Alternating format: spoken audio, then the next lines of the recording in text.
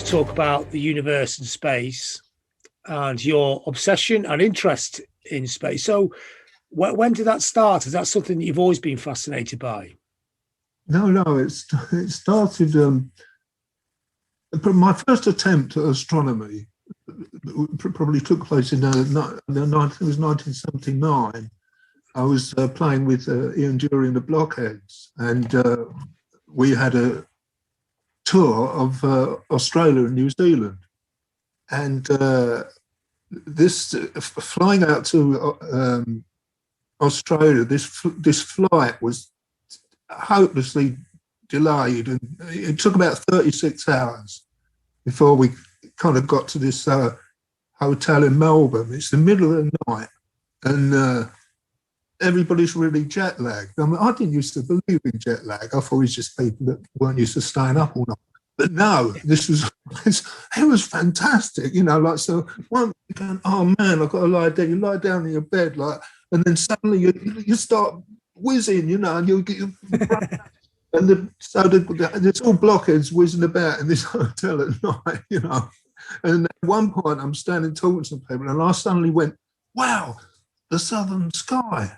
You know, I've never been down here, so I went up to the roof of the hotel where there's a swimming pool, and I got one of those relaxers, right, and I lay down and looked up to see what I could see. I thought, man, there's lots of stars, and well, some of them are coloured, right, and they're moving about. I realised at this point I was in fact looking at fireflies, and so I took my jet lag back downstairs, and that was that. I don't know. Some time after that, at home, I was seeing this bright star in the evenings, and I knew it to be Jupiter, and I got these a pair of binoculars. They're really, really cheap. They belonged to my son. Cheap binoculars, and looked at this, and wow, I could see it was a disc, and furthermore, you could see the little dots of the moons around it, and this was amazing.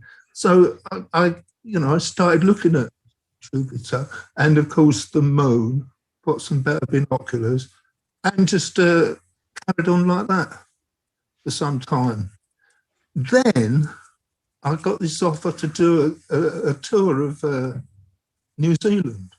And I thought, after the debacle of my last attempt at the sky, right, I'll try and I'll get a bit more clued in. For some reason, the thing that started obsessing me about New Zealand was, is the moon upside down in New Zealand, right? And I started thinking about this. And I was looking, and so I started looking at our moon, you know, so I actually knew which way it was orientated. And I couldn't work out, is it upside down? And I mean, you won't read it in any books. They won't tell you.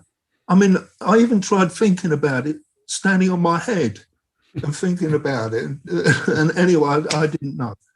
And so I set off to New Zealand, and when I arrived there, it was a new moon. There was no moon, and we set off on this tour, and it was a lot of these gigs were like in big hotels, and with a ballroom in the ballrooms, right? And it was cloudy and that for the first few days, first week or so, and I didn't no chance to see the moon. And then one evening, right, we finished the show, and it was great. You do the show, and you could just sort of walk off stage and into the hotel, and you're in the hotel. And I walked out, I still had my guitar around my neck, and I was walking across to the hotel, and I turned this corner, and there was the full moon rising right in front of me, and it was upside down. And so, I mean, that was all I was doing until, of course, you're looking at, you know, it's great looking at Jupiter and its moons and things like that. Because the thing you really want to see is the rings of Saturn. And anyway, I found you get these telescopes quite cheap. They're little reflector telescope, like a 6-inch telescope, and these telescopes are powered. They've got a computer in them, and they will. Once you align the telescope on the handset, you can bring up any celestial body and press go to, and the telescope goes around and points to it. Oh wow! And I found you could get one of these pretty good, So I bought one of these, and I thought, right. I think I was right. Yes, there was in the mornings. I could see this star rising above the rooftops across the street, and I knew it was Saturn. And I got my telescope and got it going, but I thought I don't want to look at it until I'll wait for 2 or 3 weeks when it's up in the dark, rather than so I'll get a good view. And one morning, it was dawn, and I'd been out of my telescope, and the batteries had run out. Right, so it meant that you couldn't point it with the computer, and also that the sighting thing. Now, before I packed up and went indoors, I could see Saturn, and I thought, I was just wildly sweeping about with the. It's almost impossible to point it at something just looking through the telescope, and I was sweeping about over towards this star, and suddenly it shot across the vision. You got this circle, and just suddenly it went across, and it was Saturn. It was perfect. It was tiny thing, and you could see it, and the rings were like a beautiful angle and everything. And it was just such a kick. Now I was weaving about and found it and watched it until it disappeared in the daylight. So that this was fab, and I just started getting bigger telescopes, and like the next one up was a 12-inch or 10-inch one. Right? It's about the size of a waste paper bin, and the thing is, and they're kind of heavy to lift and everything. You can't, like with a little one, I could just carry the tripod and the telescope out into the garden and set them up and do it. These things, you need a couple of people to lift them. Anyway, the fact was that where I'm living now is we got a flat roof. So the obvious next step is, so we're going to have to put the telescope on the roof. Right, got the telescope, set it up on the roof. Things you can't take up and down. It's there, right? So that you've got to protect it. Obviously, you can't leave it out in the wind and rain. So what I did was I went up to Alfred's, right, and got all this tarpaulin, and I made this huge condom for the telescope, right, out of tarpaulin and gaffer tape, right, and it was like a tube that went over it. It was about 7 foot tall, and it kind of flared down towards the ground so it could take in the tripod, right? And so there it was, waterproof. And it's really mad. I was always worried about what the neighbours would think, because I look, I'm up there, you can see all over the neighbourhood, and of course, but I would get up there of an evening, and pull this condom off of the telescope and carry on with my observations. Now, actually putting the condom back on was harder because you can't reach up like. And in fact, the way to do it was to get inside the condom and shuffle across the telescope, and then lift the whole thing. It's like that, and then you crawl out underneath. And it used to bother me to think, like someone looked out, and to look out in the early morning, and they would see this green alien kind of staggering across my flat roof, and then absorbing the telescope out on my hands and knees. So anyway, eventually I got a bigger telescope and a bigger one, and then I ended up with a huge one. It's what is it now? 12-inch, 14-inch, don't know, it's 14-inch. I think it's big. It's the size of a dustbin, and of course the next step was obviously I had to get a dome.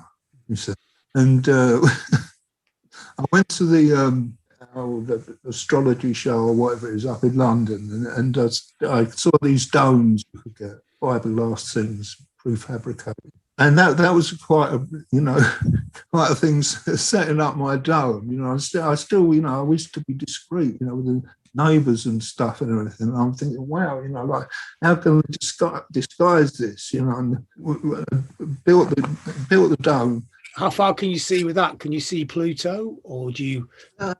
It's not how far; it's how bright something is. I mean, yeah.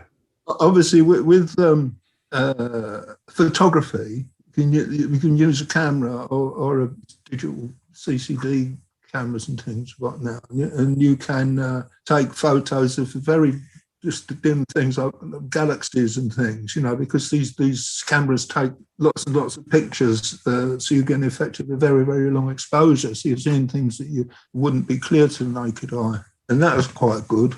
I mean, the dome is just great. You can go up and, well, this is in the old days. I mean, it's been different recently, but go up into the dome. Now, it's great. You're in there, right, with the telescope, and you've got your hand set, and the telescope whirs about, it'll point to anything you tell it to, right? It's like you're whirring about. And I used to get up there. I used to look out of the slot of my dome. You're looking out over the sleeping roofs of the neighbourhood, and I used to get this thing. I used to imagine that what was happening here was that there had in fact been a spaceship crash of this planet, and the survivors were all clustered around in this neighbourhood. This is where we all were, right? And it was my job to be out there looking out for the rescue ships.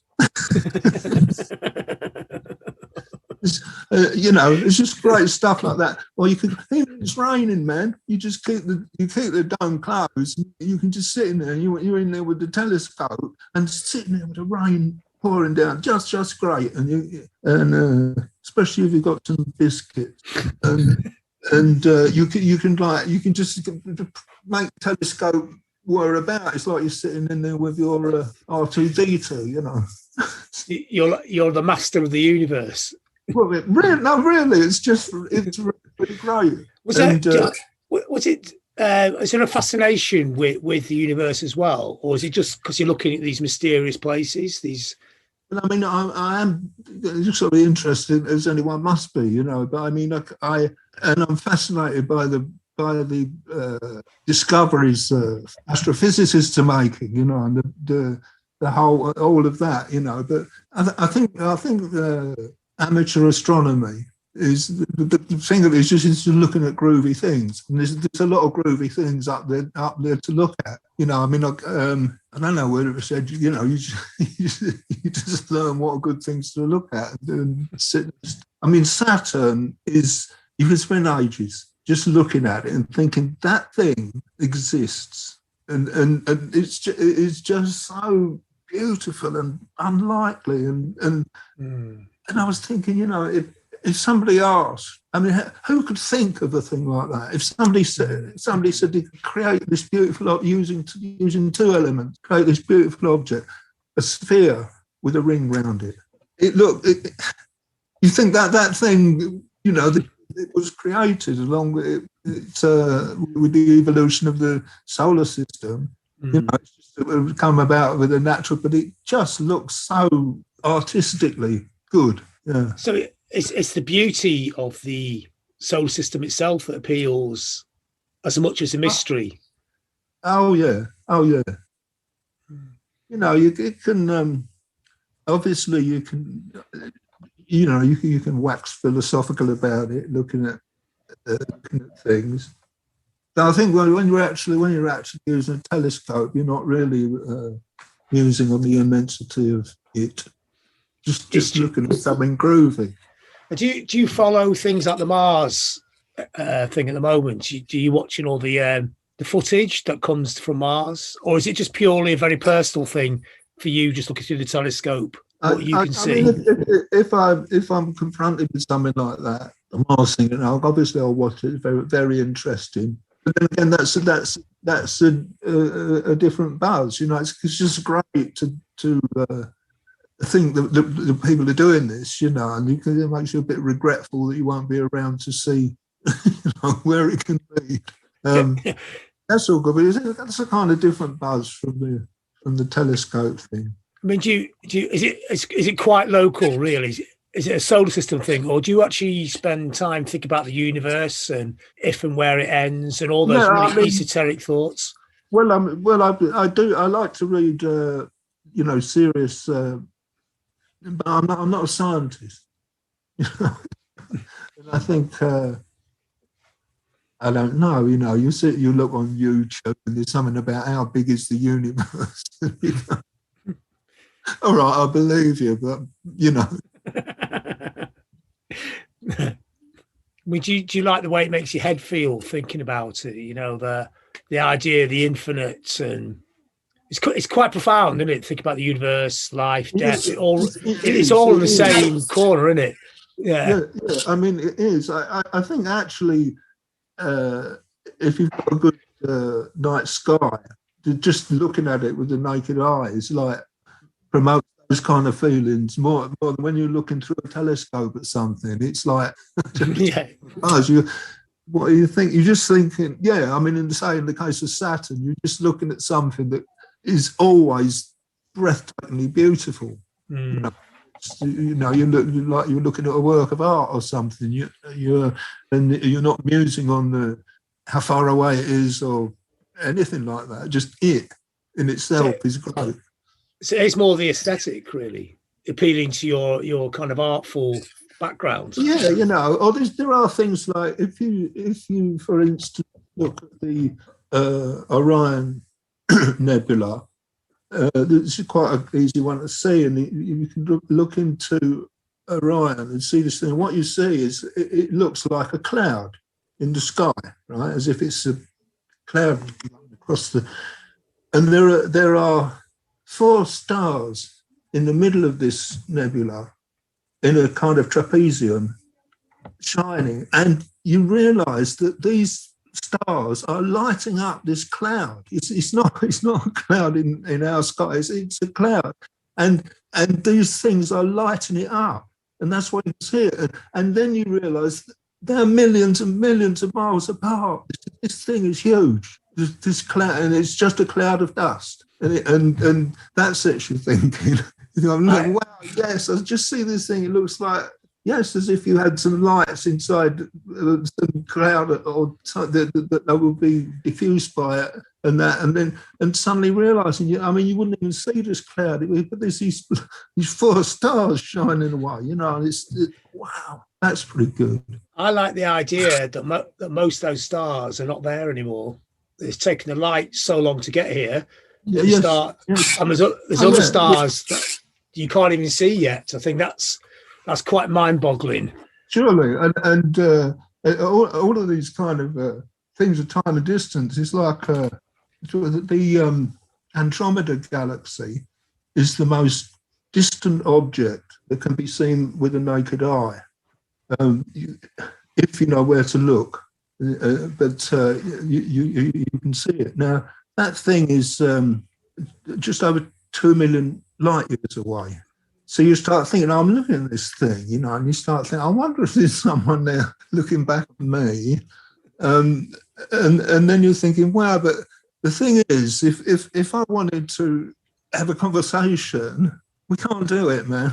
I mean, this is the thing. This is the thing that there is certainly. I'm certain that the galaxy, the universe, is teeming with intelligent life. I'm sure. There are just so many things. I'm sure. The terrible thing is we can never communicate with them. They're too far away. Supposing I've got my mate in the Andromeda galaxy, right? And I'll go, how are you going? Right? 2 million years later, that will be received in the Andromeda Galaxy, and he'll say, "All right," come back. So obviously, an intelligent conversation is not possible. So, and I'm sure that I'm certain that civilizations exist out there. Surely, you look in the night sky and to be honest, I'm pretty glad that they can't find us, because I think if we found a lesser life form on other planets, we would probably go and eat it. Yes, I mean, if you look back on our history, it's a bit depressing, isn't it? This is what we do. However, not just us. Yeah.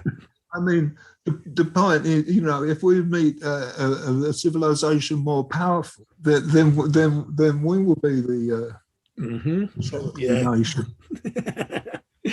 So with this kind of thinking, and it's big thinking, and these are big ideas, the eternal universe and that. What does it make you feel like as a person? I mean, I remember interviewing you when you were ill, and you had really profound and powerful thoughts about life, death, and everything. In that period, does this affect you in a similar kind of way, or is it a completely different? Is it like an escape into another world? I don't know. I mean, I think it's something like, say, the universe we exist in, and that. I think it's there. It is. I mean, obviously, I'm not thinking about this much. Every now and then, you might get into musing on it, but I don't think. I mean, also, we would say with astronomy and amateur astronomy, especially, you're looking at things, I'm looking at Saturn or the Orion Nebula or something, and they are pitifully local in terms of the galaxy and the galaxies beyond. I'm just looking at another side of this crumb. Yeah. So I think now what you make of it all is, what I think. I mean, I'm an atheist, and I believe this universe is a matter of natural processes, which the physicists are. I mean, the whole idea of the Big Bang and that, and it's a startling idea, everybody for ever since the year dot have believed that the stars are in the sky, and that's where they are, and that's where they've always been. And no, they're not. It's just a fragment of time, 13 billion years. Mm. I mean, our planet wasn't even there for most of it. No, our solar system wasn't. Exactly. What is it? The sun is about 5 billion. It's going to live for 10 billion years. It's about halfway through its life. Right? It's 5 billion. There's nothing on the cosmic scale. Yeah, there's billions of years before that when none of this existed. The sky wasn't there. Most of those stars weren't there. Yeah. And those ideas are amazing, because I think they put everything into perspective, don't they? I mean, I'll just sit here and wait for it. Come on, give me another comet. Do you get on the telescope most nights then? Is that what you do? Or is it actually, I mean, the whole kind of thing broke down when with the cancer thing, right? Which with the whole year, and then the operation saved me. I was a kind of probably a year after that, still weak, and I couldn't really climb up to the roof to the thing and that, and so they actually got. I didn't do anything like that, and in fact, I just started. My big telescope is conked out, and I just somebody said, "I know a bloke who might help you," right? And sent this geezer come round, Sean. He's into telescopes and things, right? Because so it was great for him to sort of deal with this big one, and he managed to fix it. And anyway, it's pretty good, you know, because he's like a musician, and you know, he likes to smoke, and so we become pals, right? He comes round, and we started really getting back into the telescope again. We're getting it all going really good. And I bought this expensive digital camera, and we thought, and we're thinking, right, we're gonna take pictures of galaxies, and we were going full tilt, and then this lockdown happened, and I'm shielding, right? So no one can come round here. So he can't come round here. So and I used to actually rely on him, you know, to do things. Okay, we got to do this, or I don't know. I let him do things, and so he can't come round here anymore. But maybe soon. Yeah. Few months to go. Yeah. The universe will still be there. yeah. I mean, it's an occasional thing. Like I did go up to watch that conjunction of Saturn and Jupiter, which is fabulous. I mean, the night when they actually touched, as it were, was overcast. You couldn't see it, but the night before was fantastic. You've got Jupiter with its moons strung out beside it, and then just below it, Saturn. To see the Saturn, to see these things in one view, you don't know the two of them, right? It's just the two mightiest planets. Oh, it's mind blowing, isn't it? Yeah, it really looked good.